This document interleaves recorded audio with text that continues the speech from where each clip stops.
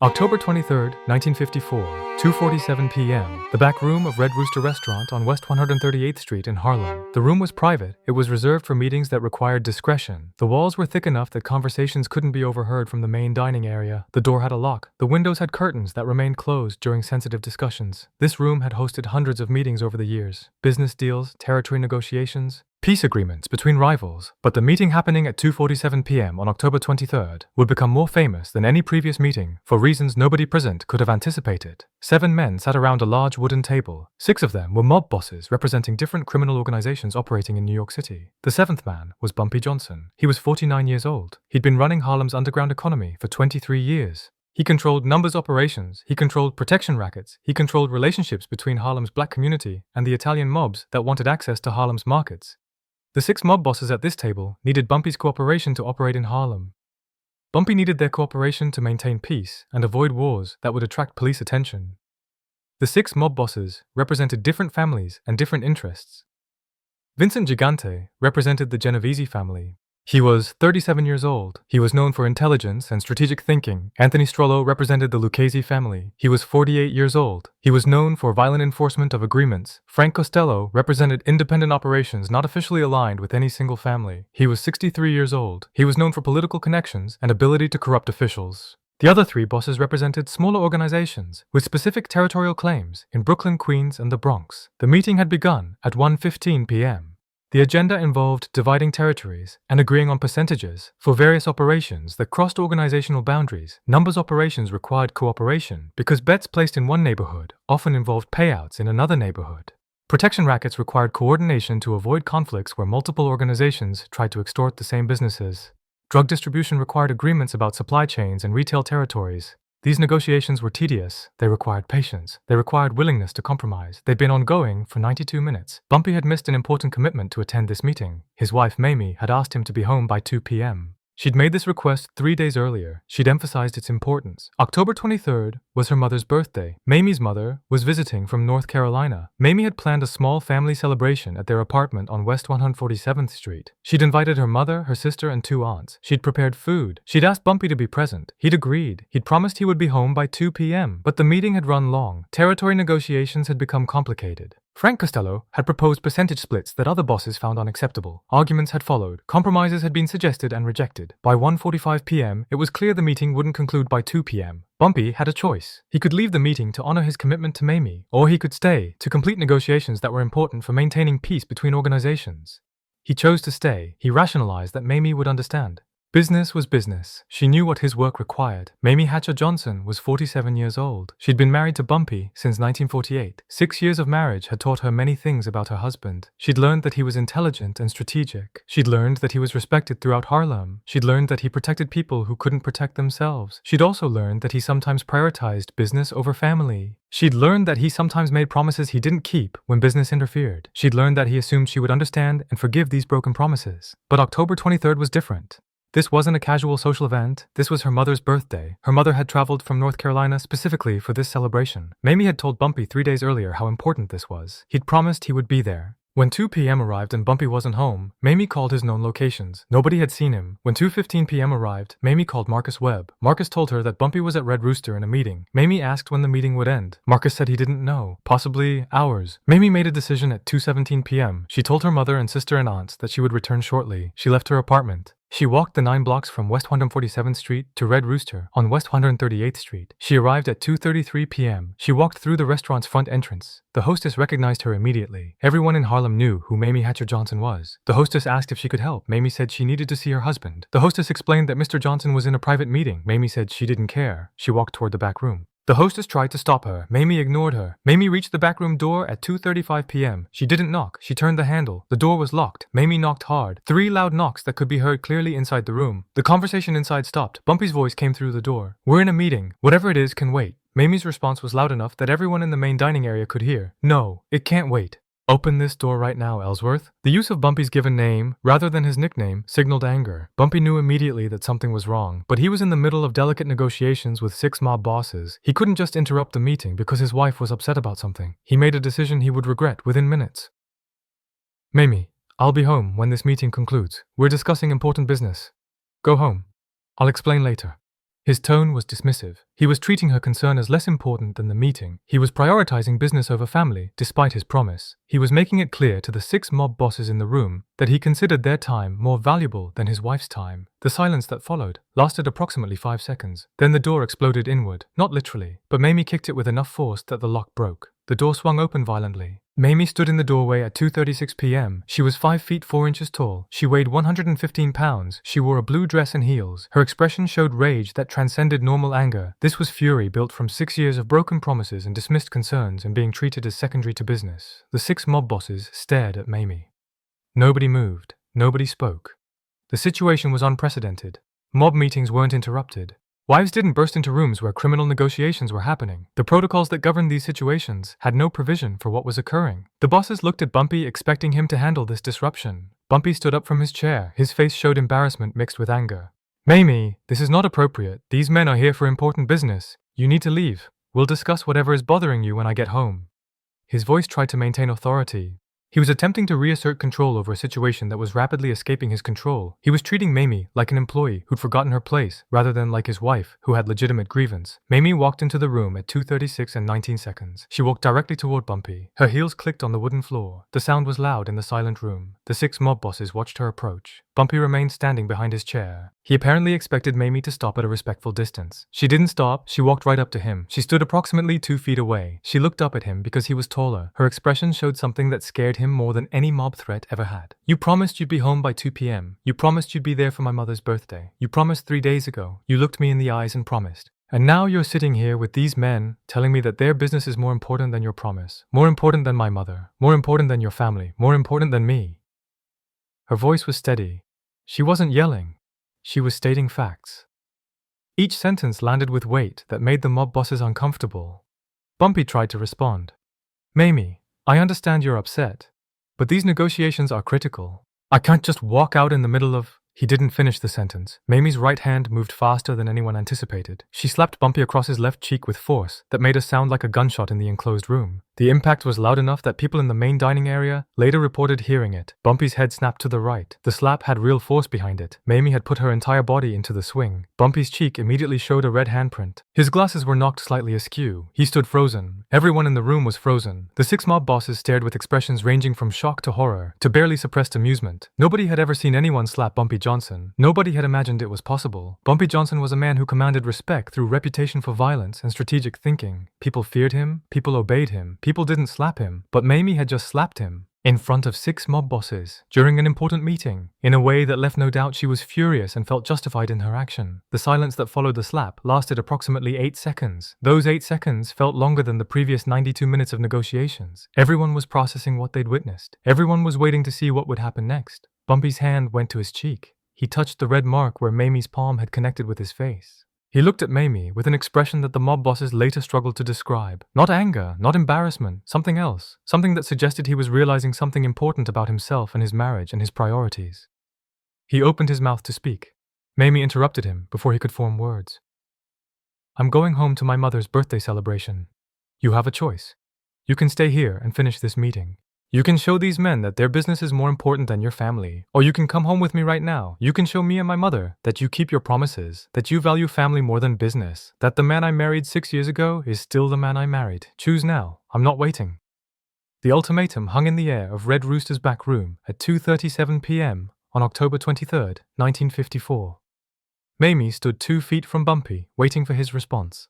Bumpy's hand remained on his cheek where the slap had landed. The 6 mob bosses watched in silence. Nobody moved. Nobody breathed. The tension in the room exceeded anything that had occurred during the previous 92 minutes of territory negotiations. Business disputes could be resolved through compromise. This situation required a choice that would reveal what Bumpy Johnson valued most. Vincent Gigante later told associates that he'd expected Bumpy to choose the meeting. Gigante's reasoning made sense from a criminal perspective. Walking out of negotiations with 6 mob bosses would signal weakness. It would suggest that Bumpy could be manipulated through emotional appeals. It would establish precedent that family concerns superseded business commitments. In the world where these men operated, such precedent was dangerous. It invited exploitation. Gigante assumed Bumpy understood this. Gigante assumed Bumpy would apologize to Mayme and promise to come home immediately after the meeting concluded. Anthony Strollo later told associates that he'd expected violence.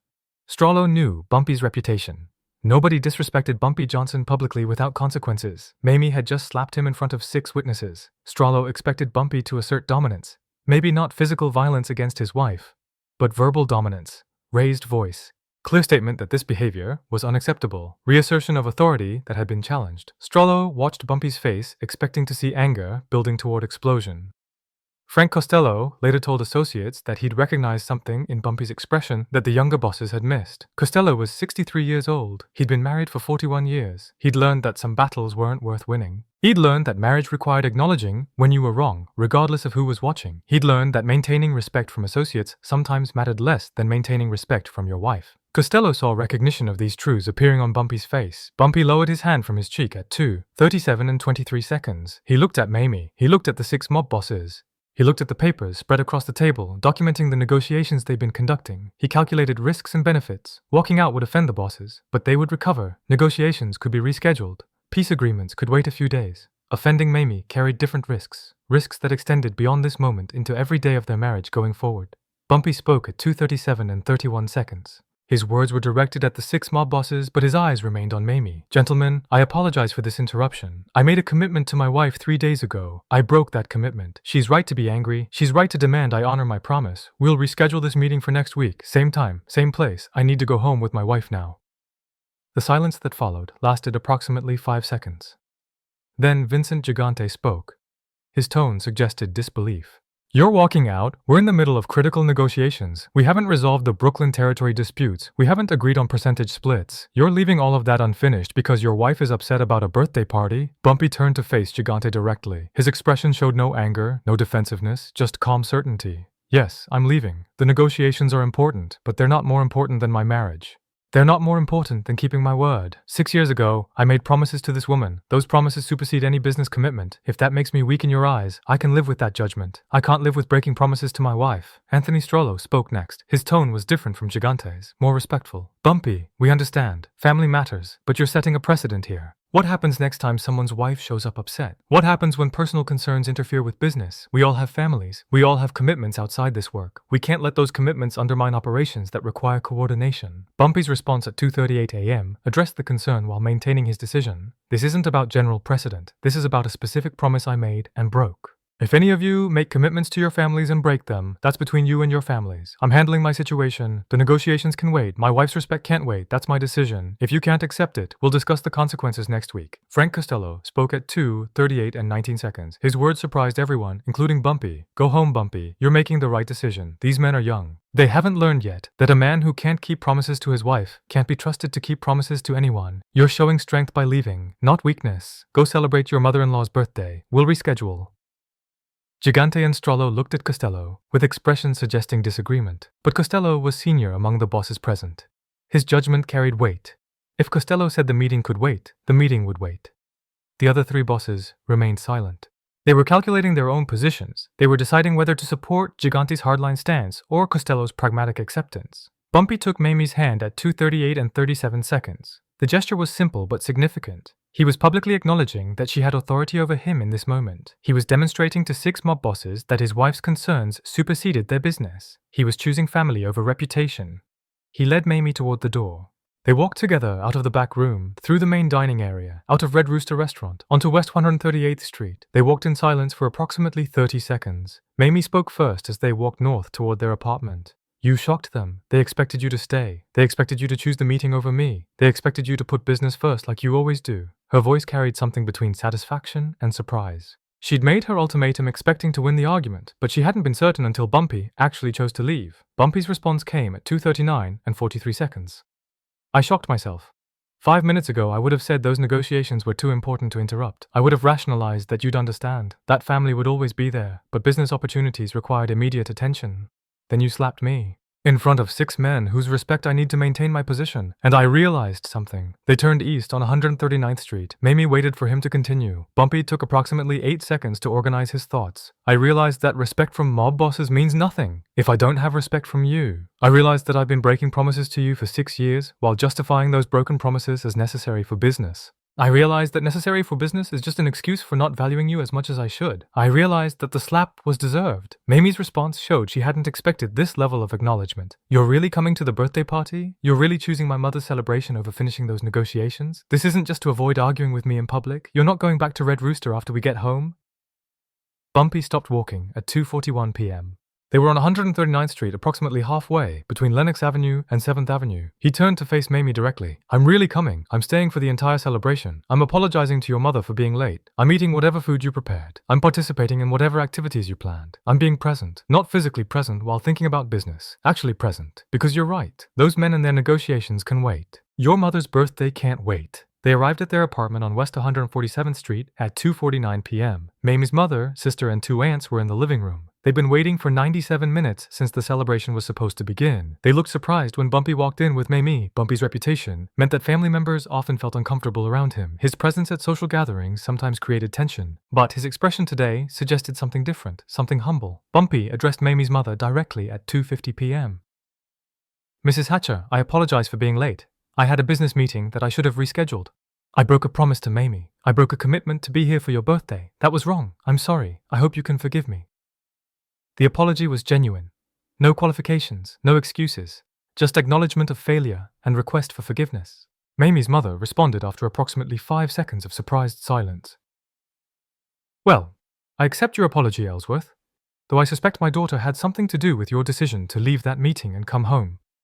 She's always been good at making people see sense. The slight smile on her face suggested she knew more about what had happened at Red Rooster than Bumpy realized. Mayme had probably called from Red Rooster to let her mother know she was handling the situation. The birthday celebration continued from 2:52 p.m. until 6:38 p.m. Bumpy participated fully. He ate the food Mayme had prepared. He listened to stories from Mayme's aunts about their childhood in North Carolina. He looked at photographs that Mrs. Hatcher had brought from home. He sang happy birthday when Mayme brought out a cake. He acted like a normal family member rather than like Harlem's most powerful criminal. The relatives noticed. They relaxed. They treated him like a regular person. Back at Red Rooster restaurant, the 6 mob bosses remained in the back room after Bumpy left. They discussed what had happened. Vincent Gigante argued that Bumpy had shown weakness, that walking out of negotiations to attend a birthday party demonstrated misplaced priorities, that wives should understand the demands of criminal operations, that business had to come first, or operations would fail. Gigante's position reflected his youth and his inexperience with marriage. He was 37 and had been married for 8 years. He hadn't yet learned what Frank Costello had learned over 4 decades. Frank Costello responded with perspective that came from experience. You think Bumpy showed weakness? He showed the opposite. He showed that he's secure enough in his power that he doesn't need to prove anything to us. He showed that he keeps his word even when keeping it is inconvenient. He showed that his wife trusts him enough to burst into a mob meeting and demand accountability. That's not weakness, that's strength. That's why Bumpy controls Harlem and why we need his cooperation. Anthony Strollo considered both perspectives. But what happens next time? What happens when personal concerns interfere with business? We can't establish precedent that family emergencies justify walking out of negotiations. His concern was practical. Criminal organizations required reliability, required participants who showed up when scheduled, required completion of commitments regardless of personal circumstances. Costello's response addressed the practical concern while defending Bumpy's choice. This wasn't a family emergency. This was a broken promise. There's a difference. Bumpy made a commitment 3 days ago. He should have scheduled this meeting differently. He didn't. His wife held him accountable. That's not emergency interrupting business. That's consequences for poor planning. If we'd shown up at 1:15 and found a note saying Bumpy couldn't make it because he'd promised his wife he'd be home, we'd respect that. This situation is the same, except that his wife delivered the message in person. The discussion continued for another 40 minutes before the mob bosses left Red Rooster. They rescheduled negotiations for October 30th. When that meeting occurred 7 days later, Bumpy arrived on time. The negotiations proceeded smoothly. Territory disputes were resolved, percentage splits were agreed upon. The business that had been interrupted on October 23rd was completed successfully on October 30th. Nothing was lost by the 1-week delay, but something was gained. The 6 mob bosses who witnessed Mayme slap Bumpy never forgot what they'd seen. They never forgot how Bumpy had responded. They told the story to associates and family members. The story spread through New York's criminal networks. Different versions emphasized different details. Some versions described the slap as louder. Some described Bumpy's decision as happening faster. But all versions agreed on the core truth. Bumpy Johnson had walked out of a meeting with 6 mob bosses because his wife demanded it, and his reputation hadn't suffered. His reputation had strengthened. Mayme's reputation changed that day as well. She'd always been respected as Bumpy's wife. People were polite to her because being rude to Bumpy's wife carried consequences. But after October 23rd, respect came from different sources. People respected her for having the courage to burst into a mob meeting, for having the strength to slap Bumpy in front of witnesses, for having enough confidence in her marriage that she could make public demands and expect them to be met. She became known as a woman with her own power, rather than as just the wife of a powerful man. Bumpy's priorities shifted after October 23rd, in ways that people close to him noticed. He still worked, he still managed operations, he still attended meetings with mob bosses, but he scheduled those commitments differently. He asked Mayme about family plans before agreeing to business meetings. He kept promises about being home at specific times. He participated in family events without treating them as obligations to endure. The change wasn't dramatic. He didn't become a different person, but he became more balanced, more present, more aware that power meant nothing if it cost him his marriage. The relationship between Bumpy and Mayme strengthened after October 23rd. The slap had cleared air that had been thickening with resentment over 6 years of broken promises. Bumpy's decision to leave the meeting had demonstrated that Mayme mattered more than business. Their marriage lasted another 14 years, until Bumpy's death in 1968. During those 14 years, Bumpy never again prioritized business over family commitments. He never again broke promises to Mayme. He never forgot the lesson that a slap and an ultimatum had taught him. Mayme lived until 2009. She was 102 years old when she died. She gave interviews in her later years about life with Bumpy. Reporters always asked about October 23rd, 1954, about the day she slapped Harlem's most powerful criminal in front of 6 mob bosses. Mayme's response was always the same. He needed to be reminded that being powerful in the streets doesn't matter if you're not honorable at home. That slap reminded him. His decision to come home reminded me why I married him. Sometimes, the strongest thing a powerful man can do is admit his wife is right.